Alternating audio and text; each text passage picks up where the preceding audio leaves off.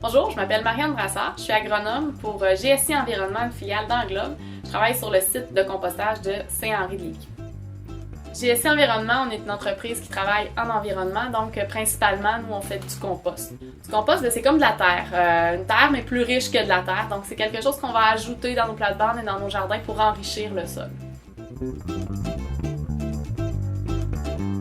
Un agronome, qu'est-ce que c'est? C'est un spécialiste de l'agriculture, en fait.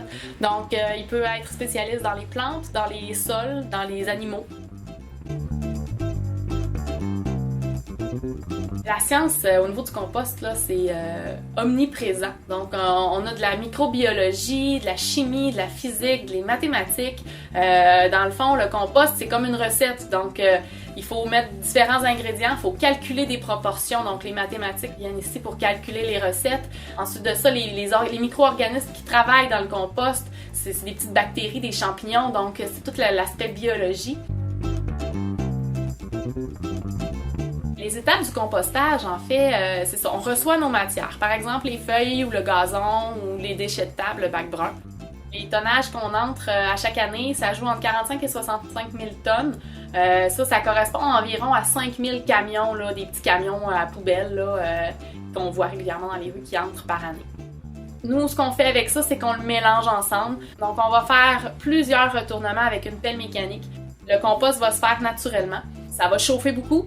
Et là, les micro-organismes vont travailler très fort. C'est eux qui font tout le travail. Moi, je fais rien du tout là-dedans.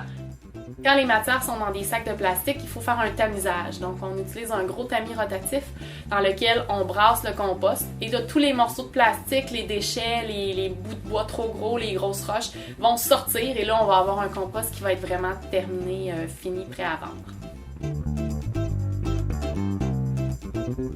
Une autre particularité intéressante de travailler à l'extérieur, dans la nature, dans les champs, c'est qu'on voit souvent plein d'animaux.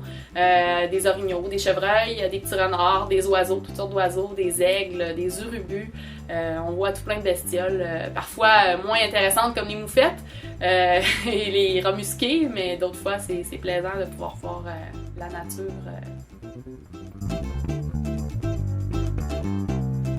Faire du compost, c'est sûr et certain que ça a un impact majeur sur l'environnement, puisque ce qu'on envoie au compostage, on n'envoie pas au site d'enfouissement.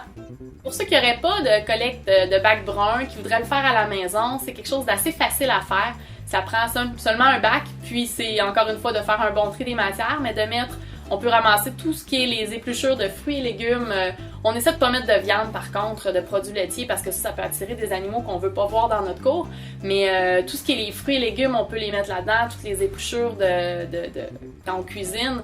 C'est super facile à faire. Après ça, on ajoute notre gazon, nos feuilles, on brasse ça un petit peu, puis au bout d'un an et demi, 2 ans, on va avoir un beau bac de compost à la maison qu'on va pouvoir mettre dans nos fleurs.